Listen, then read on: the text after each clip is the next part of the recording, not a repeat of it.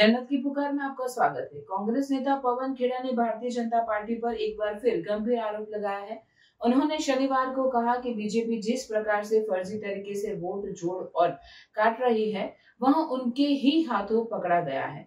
पवन खेड़ा ने यह भी कहा, अगर हम वोट नहीं दे सकते तो हम स्वतंत्र भारत में आजादी से सांस नहीं ले पाएंगे। कांग्रेस नेता ने जानकारी दी कि 17 अगस्त से इंडिया गठबंधन बिहार में वोट अधिकार यात्रा शुरू करेंगे और राहुल गांधी भी शामिल होंगे। पवन खेड़ा की पूरी बात सुनिए। नमस्कार साथियों, कल हमने अपना 79वां स्वतंत्रता दिवस मनाया और कल आने वाले कल 17 तारीख को बिहार के सासाराम से हमारी वोट अधिकार यात्रा, एक ऐतिहासिक यात्रा शुरू होने जा रही है।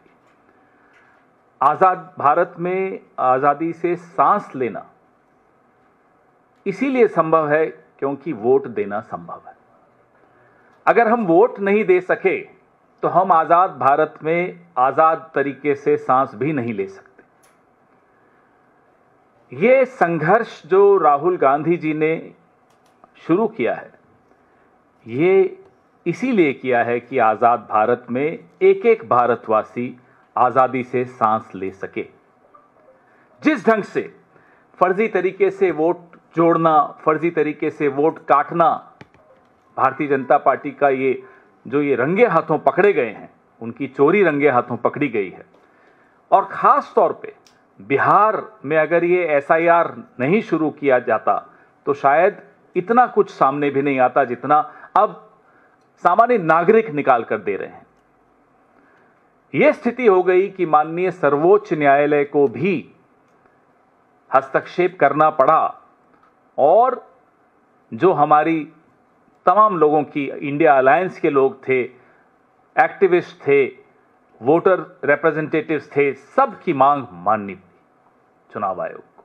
लेकिन माननीय सर्वोच्च न्यायालय के हस्तक्षेप के बाद षड्यंत्र सिर्फ वोट छीनने का नहीं था, षड्यंत्र था हमारे आपकी पहचान छीनने का। दलित, वंचित, शोषित, पीड़ित, अल्पसंख्यक, दिहाड़ी मजदूर, इन सब की पहचान छीनने का। आज आप उनका वोट देने का अधिकार छीनोगे, कल सरकारी योजनाओं में उनकी भागीदारी छीन लोगे, उनको अनाज नहीं मिलेगा, उनको घर नहीं मिलेगा, उनको योजनाओं का लाभ नहीं मिलेगा। यह षड्यंत्र बहुत लंबा चौड़ा षड्यंत्र था। न पहचान, न घर, न पता, न लाभ। इस तरह का जो हमला और हमले की साजिश रची जा रही थी इस देश के गरीब वर्ग पर, दलितों पर, पिछड़ों पर, आदिवासियों पर, अल्पसंख्यकों पर, दिहाड़ी मजदूर पर, वो बिहार की जनता ने उसके खिलाफ एक आवाज उठाई। कांग्रेस पार्टी ने आवाज उठाई, इंडिया गठबंधन ने आवाज उठाई और माननीय सर्वोच्च न्यायालय ने वो आवाज सुनी। कल की यात्रा इसलिए ऐतिहासिक है कि हम सब सजग रहें। साजिश करने वाले बाज नहीं आएंगे। वो वोट चुराने की कोशिश करेंगे, वो वोट छीनने की कोशिश करेंगे, वो हमारे और आपके हक छीनने की कोशिश करेंगे। इसलिए सजग रहना प्रत्येक नागरिक का तो कर्तव्य है ही, विपक्ष का बहुत बड़ा कर्तव्य इसमें हो जाता है। हमारी एक छोटी सी प्रेजेंटेशन हम आपको दिखा रहे हैं। नेक्स्ट स्लाइड दिखाइए। अब आपको जो यात्रा, इसमें से कई आप हमारे साथी, मीडिया के साथी यहां से जा रहे हैं, शायद आज ही जा रहे हैं। ये 17 अगस्त से सासाराम से शुरू हो रही है। बिहार की हुंकार। रूट मैप हिंदी में पहले दिखाइए। रोड मैप आपको दिखा रहे हैं पूरा। ये 16 दिन की यात्रा है, 1300 किलोमीटर की यात्रा है। सासाराम से शुरू होगी, पटना में 1 तारीख को एक विशाल रैली में समाप्त होगी। ये आपने देखा, श्री राहुल गांधी, श्री तेजस्वी यादव, हमारे तमाम अलायंस के पार्टनर्स वहां बिहार में शामिल होंगे। रोड मैप दिखाइए। ये आपको अभी इसके बाद प्रेस वार्ता के बाद भेजा भी जाएगा। आप वैसे जानते हैं इस रोड मैप के बारे में पहले भी चर्चा हुई है। एक व्यक्ति एक वोट के हक की लड़ाई के लिए यात्रा की जा रही है और कैसे स्वच्छ वोटर लिस्ट रहे जिसमें उन तमाम लोगों का नाम हो जो वहां के हैं। अब वो दिहाड़ी मजदूर कहीं बाहर चला गया नौकरी करने तो वो वोट देने जरूर जाता, क्योंकि वोट एक पर्व है, त्योहार है। इंग्लिश वाला भी बताइए।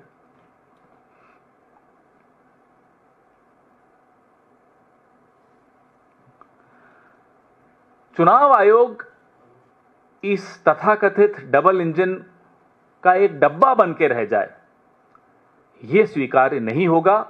हम इसके खिलाफ पुरजोर संघर्ष कर रहे हैं, करते रहेंगे, सजग रहेंगे। आप सबसे भी आग्रह है कि इस संघर्ष में इस देश का साथ दीजिए। मैं नहीं कह रहा कांग्रेस का साथ दीजिए, इंडिया अलायंस का साथ दीजिए, मैं कह रहा हूं इंडिया का साथ दीजिए। नेक्स्ट एक वीडियो आपको दिखाएंगे।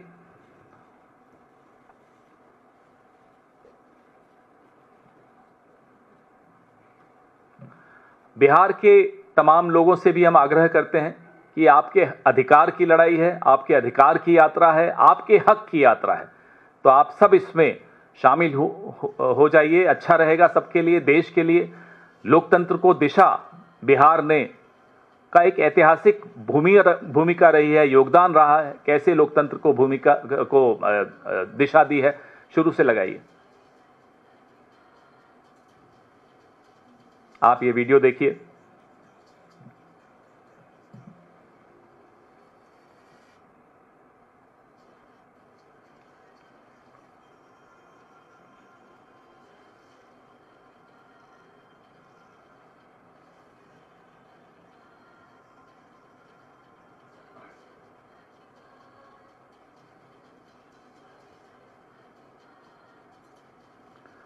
जब भी राहुल जी ने यात्रा पे जब निकले हैं, इस देश के लोकतंत्र ने करवट ली है। ये फिर एक ऐतिहासिक यात्रा जो कल शुरू होने वाली है, लोकतंत्र करवट लेने वाला है। हम सब के अस्तित्व की लड़ाई के लिए यह यात्रा एक मील का पत्थर साबित होगी। This March will become a milestone in the history of our democracy.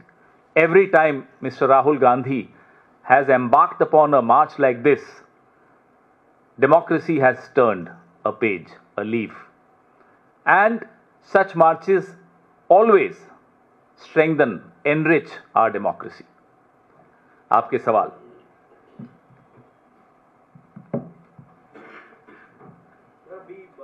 SIR को लेकर जो प्रक्रिया चल रही है उसमें अभी भी बहुत मुश्किलें हैं। 65 लाख वोटर जो है बाहर हैं। हालांकि चुनाव आयोग ने स्वीकार किया है कि आधार कार्ड के साथ वो लोगों के क्लेम एंड ऑब्जेक्शन लेंगे, लेकिन अभी भी बहुत सारे लोग हैं जो ड्राफ्ट लिस्ट में हैं। क्या उनको 12वें दस्तावेज के तौर पर आधार स्वीकार किया जाएगा, नहीं किया जाएगा, इसको लेकर बहुत अनिश्चितता बनी और समय बहुत कम बचा है, क्योंकि 1 सितंबर के आसपास ड्राफ्ट रोल जो है वो प्रकाशित किया जाएगा। ऐसे में कांग्रेस समेत तमाम पार्टियां उन सभी योग्य वोटरों को जोड़ने के लिए किस तरीके से अपनी लड़ाई को मजबूत करेगी। और खास करके तमाम दलों ने ये बातें रखी जो इंडिया गठबंधन के साथ जुड़े हैं कि खास करके वो लोग जो बाहर काम करते हैं, उनके जो ठेकेदार हैं, वो जाति के नाम पर, गरीबी के नाम पर उन लोगों पर दबाव बना रहे हैं कि अगर वो लोग क्लेम एंड ऑब्जेक्शन फाइल करने जाते हैं तो उनको नौकरियों से निकाल दिया जाएगा। और यही वजह है कि चुनाव आयोग का जो आंकड़ा आ रहा है जिसमें क्लेम एंड ऑब्जेक्शन 0 दिखाई दे रहा है, उसके पीछे भी तमाम जो राजनीतिक दल है वो शक जता रहे हैं। बिल्कुल, इस सब को हम पूरा इंडिया अलायंस बहुत गंभीरता से स्टडी भी कर रहा है।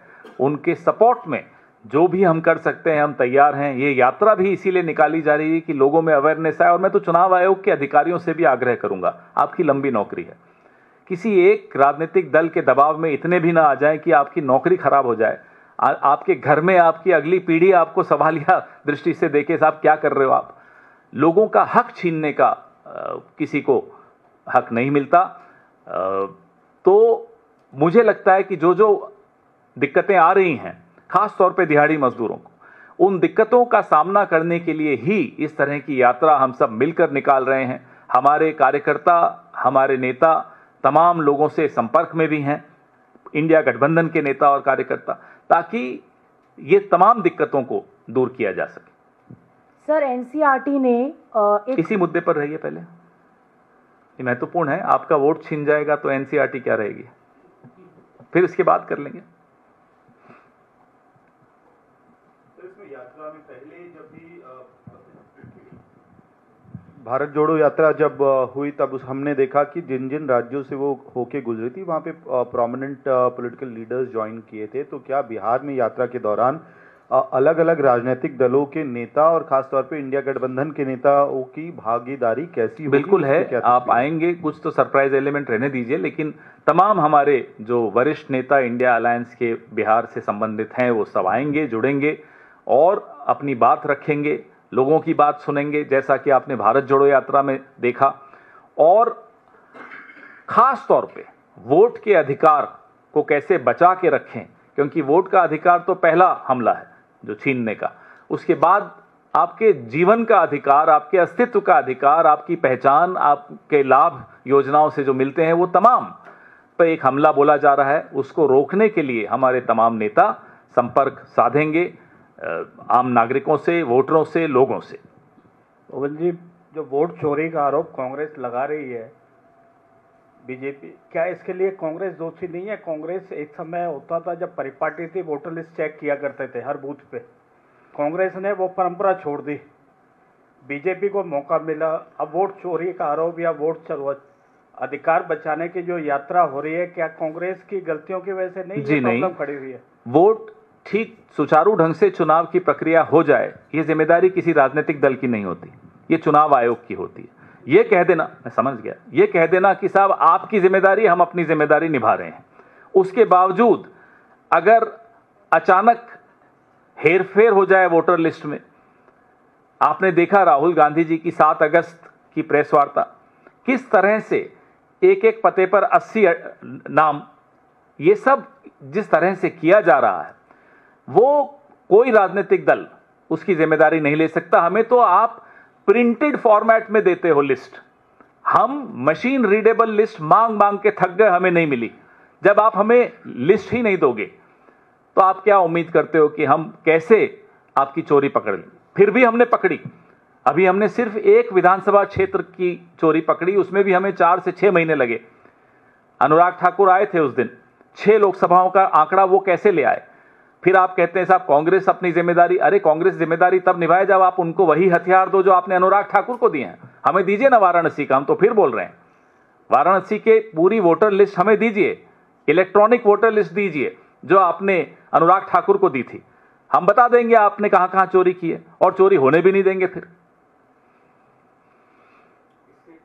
पहले यही आपने जो इंडिया गठबंधन की बात करी, लेकिन अगर इसी एसआईआर के मुद्दे पर भी लाइक माइंडेड दूसरी पार्टियां जो कि इंडिया गठबंधन का हिस्सा नहीं है, स्पेसिफिकली अगर प्रशांत किशोर की बात करें, उन्होंने भी बिहार में लंबी यात्रा निकाली, एसआईआर के मुद्दे पर भी वो मुखर स्वर रख रहे हैं, तो क्या ऐसे लोगों को भी इस यात्रा के जरिए स्पेस दिया जाएगा? भाई आप अपना अपना काम करिए, ये क्या मतलब है कि इस यात्रा के जरिए स्पेस दिया जाएगा? जिसको जो रास्ता अख्तियार करना है वो अख्तियार करे, और कोई आमंत्रण दिया जाता है देश के लोगों के हक के लिए लड़ना है, लड़िए।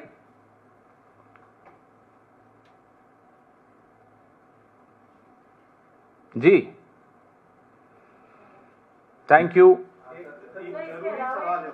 जरूरी सवाल इसी के बारे में है? नहीं सर, इससे हट कर सर, दरअसल 14 अगस्त पार्टीशन हॉरर इस नाम से एक मॉड्यूल रिलीज की गई थी एनसीईआरटी द्वारा, जिसमें sir partition culprits of partition कौन है इसको हाईलाइट किया गया था, जिसमें 3 एलिमेंट्स दिए गए हैं। पहला सर बताया गया है कि किस तरह से Jinnah demanded about partition, Congress accepted it and Mountbatten implemented it, ये मेंशन है। साथ ही साथ नेहरू जी का कोट भी दिया गया है, कहा गया है कि partition was bad but necessary to avoid civil war. ये उनके स्पीच 1938 मैंने तो देखा नहीं, इसलिए अगर आप नहीं खोल के रखिए मोबाइल, दिखाइए जरा मुझे क्या 1938 का जिक्र है। देखिए ना, 1947 मैं पूछ रहा हूं 1938 डेट है या नहीं है? नहीं है। पार्टीशन के इतिहास में 1938 बहुत महत्वपूर्ण तारीख है। आप पूछिए क्यों है महत्वपूर्ण, तो गुजरात में साबरमती के किनारे हिंदू महासभा का राष्ट्रीय अधिवेशन हुआ था, जिसमें यह स्पष्ट तौर पे कहा गया था कि हिंदू और मुसलमान एक देश में नहीं रह सकते। 1938। आइए आगे, 1940 क्या यह है मॉड्यूल में? 1940 में इसी जुगलबंदी को आगे बढ़ाते हुए लाहौर अधिवेशन में, मुस्लिम लीग के लाहौर अधिवेशन में जिन्ना ने यही बात दोहराई थी। 1938 में सबसे पहले हिंदू महासभा ने यह बात रखी थी, 1940 में जिन्ना ने वो बात दोहराई थी। अब आइए 1942 में, मैं दावे के साथ कह सकता हूं कि यह तारीख भी नहीं लिखी होगी, है क्या? 1942 में क्या हुआ था ये लिखा है, अलायंस की सरकार बनी थी, लिखा है। हिंदू महासभा और मुस्लिम लीग की सरकार बनी थी।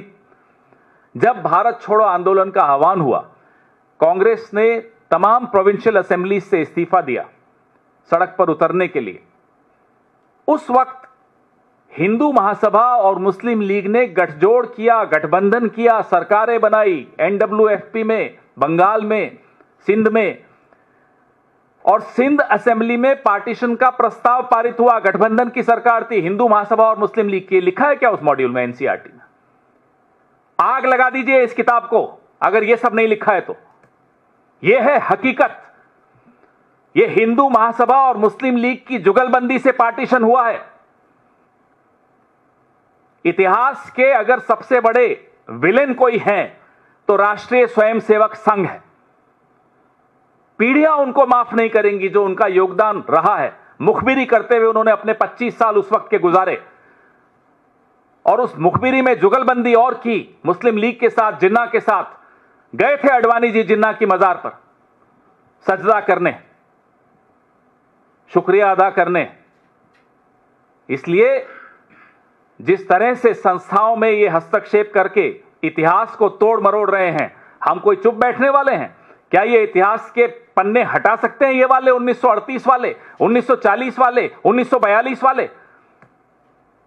जी सर, एक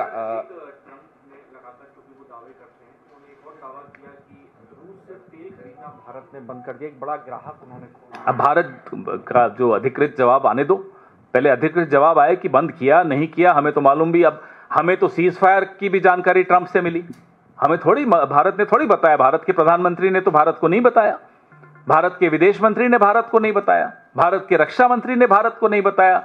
डोनाल्ड ट्रंप हमें आकर बता रहे हैं कि भाई सीज फायर हो गया। हम गूगल करके देख रहे हैं कि हमारा प्रधानमंत्री कोई डोनाल्ड ट्रंप तो नहीं बन गया, मालूम पड़ा नहीं बना।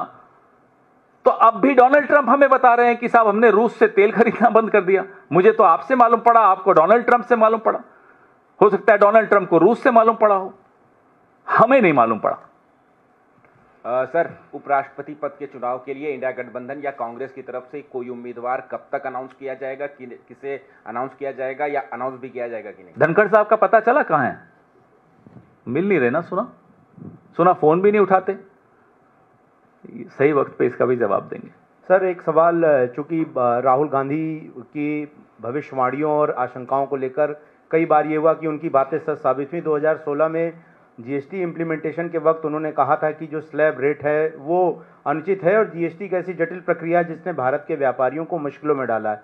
अब प्रधानमंत्री ने जो घोषणा की है कि अब स्लैब रेट जो है वो बदला जाएगा, हम तोहफा देंगे, तो उसके बाद फिर से राहुल गांधी की वो इस साल जो है, ये 11वां साल है मोदी का।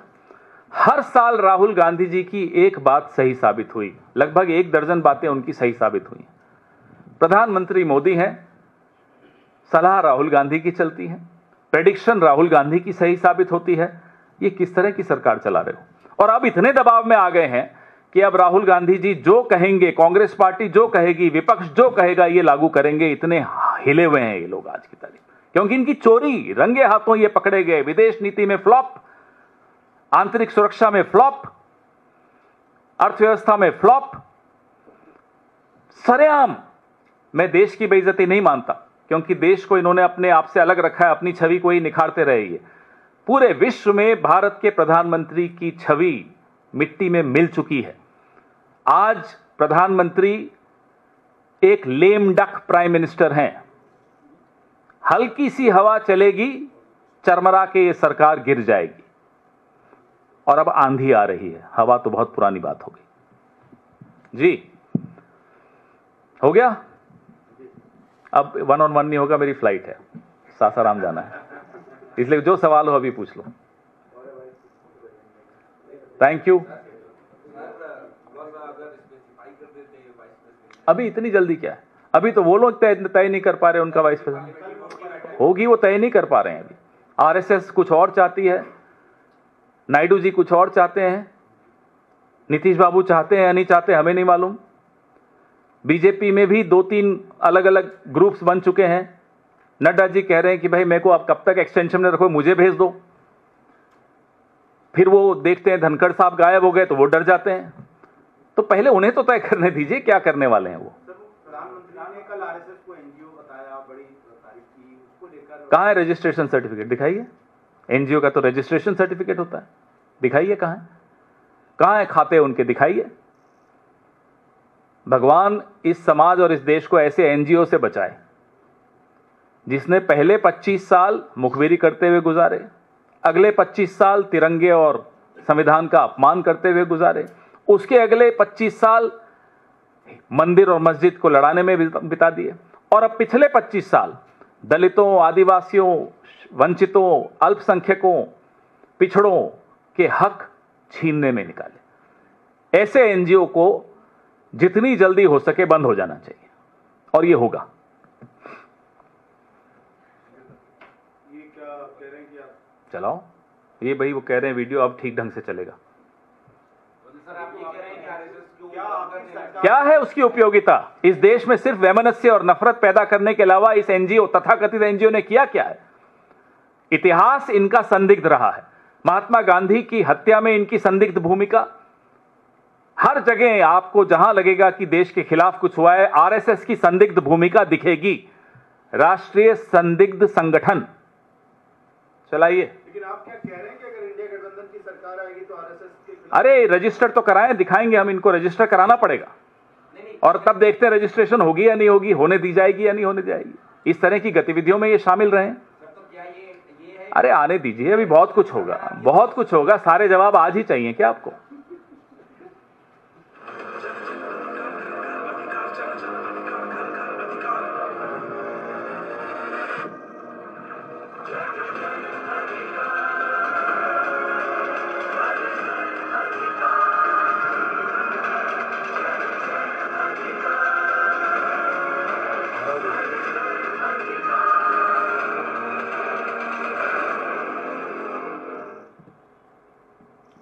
धन्यवाद। अगर आपने हमारा अभी तक चैनल सब्सक्राइब नहीं किया है तो कृपया चैनल सब्सक्राइब कर लें, लाइक करें, शेयर करें, कमेंट करें। तो मिलते हैं फिर किसी और खबरों के साथ। नमस्कार।